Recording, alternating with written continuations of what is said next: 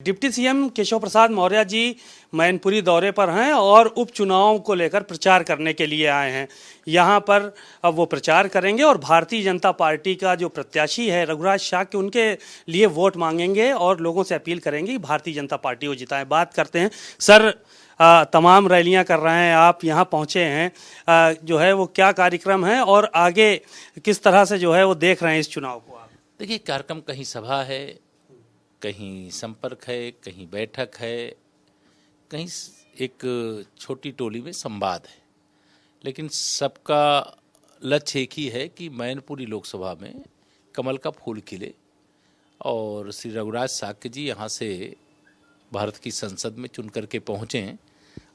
सैफई परिवार के झूठे समाजवाद और असली परिवारवाद का यहाँ से एक तरह से समापन हो जाए और सपा सही मायने में समाप्तवादी पार्टी बन जाए, ऐसी यहाँ की जनता की भी मंशा है और हम लोग भी कोशिश कर रहे हैं। पूरी पार्टी इस काम में लगी हुई है और मैनपुरी का माहौल इस समय भाजपा के पक्ष में एक तरफा बनता जा रहा है। चचा भतीजे साथ आ गए हैं दोनों, और आज तो दोनों ने मंच भी साझा किया और तमाम बातें कहीं और भारतीय जनता पार्टी को झूठी पार्टी कहा अखिलेश यादव ने, और शिवपाल यादव ने भी कहा कि भारतीय जनता पार्टी झूठी पार्टी है और सिर्फ प्रोपेगेंडा फैलाना इनका काम है।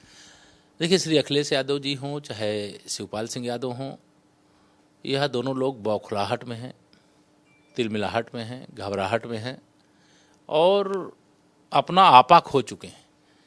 क्या बोलना चाहिए यह ध्यान में रखे बगैर इस प्रकार की बयानबाजी करते हैं, इस प्रकार की बातों को बोलते हैं। उनको ये पता नहीं है कि इससे जो समाजवादी पार्टी को कुछ लड़ाई में कहीं दिखाई भी देती तो उसका भी उसका नुकसान हो रहा है। मैं ये मानता हूँ कि 12 लाख वोट, 18 लाख लगभग वोट है, तो 6 लाख में समाजवादी पार्टी लड़ रही है और 12 लाख में भारतीय जनता पार्टी लड़ रही है।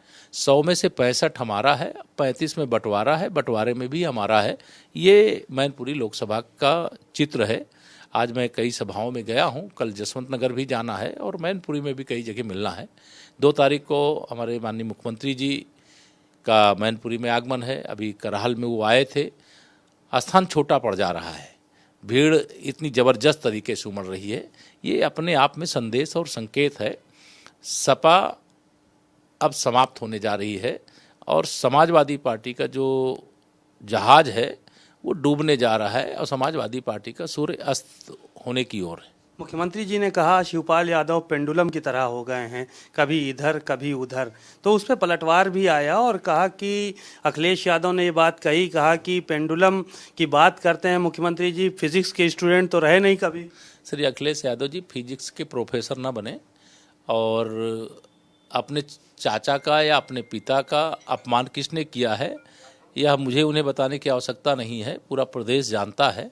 और पहले चाचा का अपमान और अब चाचा का सम्मान, और उसके बदले सोचते होंगे कि मैनपुरी की जनता करेगी उनके पक्ष में मतदान, तो ये उनकी भारी भूल है। और मैनपुरी की जनता तो अब उनसे जो लगातार सत्ता में रहे या सत्ता से बाहर रहे, जो शोषण किया है, जो उत्पीड़न किया है, जो यहाँ के गरीबों को, यहाँ के किसानों को, यहाँ के मजदूरों को, यहाँ के पिछड़ों को, यहाँ के दलितों को जो सताने का काम किया है, उसका बदला लेने के लिए यहाँ की जनता तैयार बैठी है। और आप भरोसा रखिए 5 दिसंबर को ईवीएम मशीन यहाँ की जनता कमल के फूल से लबालब करेगी और साइकिल की खंड खंड करेगी। रघुराज शाक्य के बारे में भी शिवपाल यादव ने एक बयान दिया आज और अपने इस सभा में कहा कि वो शिष्य बनाने तो छोड़िए, वो चेला बनाने लायक भी नहीं है, उसने दगाबाजी की है, धोखा दिया है। इस तरह की बातें भी मंच से हुई आज। नहीं, उनको करने दो ना बात। ये आप समझिए कि अगर उनको ये लगता है कि श्री रघुराज शाक्य जो है मतलब उनके लिए चुनौती नहीं है, तो उनका नाम क्यों ले रहे हैं? भारतीय जनता पार्टी यहाँ लड़ाई में अगर उनको नहीं लगती है तो पूरा परिवार गली गली क्यों धूल फांक रहा है?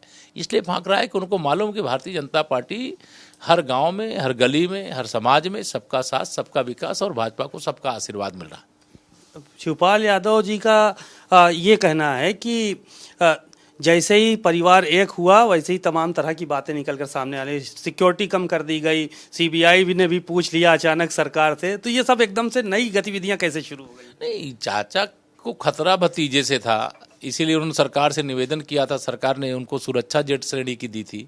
जब चाचा भतीजे एक हो गए तो उनको तो सुरक्षा की कोई आवश्यकता नहीं रह गई, फिर भी सरकार ने वाई श्रेणी उनको दे करके रखी है। अब बिलबिला रहे हैं, उनको लग रहा है कि हम तो एकदम घेरे में पुलिस के चल रहे थे और आज हमारी पुलिस व्यवस्था पूरी समाप्त हो गई है। अब पुलिस की आड़ में, प्रशासन की आड़ में हम दादागिरी नहीं कर पाएंगे, जसवंत नगर के बूथों को कब्जा नहीं कर पाएंगे, उनकी गुंडई नहीं चल पाएगी। अब उनका साथ देने वाले उनका साथ छोड़ छोड़ करके बीजेपी में आ रहे हैं। अब मैंने कहा कि समाजवादी पार्टी का सूर्य अस्त की ओर है।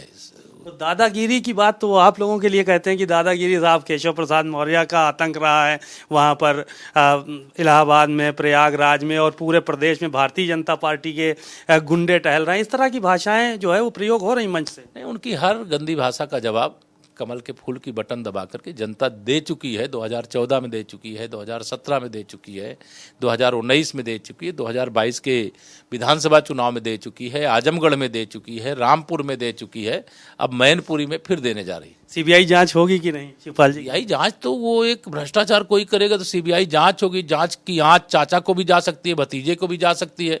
जो भ्रष्टाचार करेगा, जांच में दोषी पाया जाएगा तो वो जेल भी जाएगा। ऐसा नहीं केवल जांच होगी। अखिलेश यादव कह रहे हैं वो कैबिनेट का फैसला था, सबकी जांच, सारे मंत्रियों की जांच होनी चाहिए।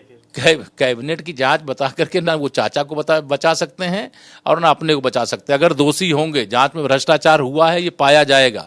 मैं यहाँ पूरा पूछ रहा हूँ, यहाँ भ्रष्टाचार के अलावा इन्होंने कुछ नहीं किया। विकास के नाम पे धोखा दिया है, जनता को गुमराह किया है और केवल गुंडों, अपराधियों, माफियाओं का संरक्षण किया। उनकी तिजोरियां भरी हैं, गरीब आदमी और गरीब कर दिया गया है, उनको लूट लिया गया है। और जो उनके गुंडे थे, अपराधी थे, माफिया थे, वो बहुत संपन्नता की ओर आगे बढ़ गए।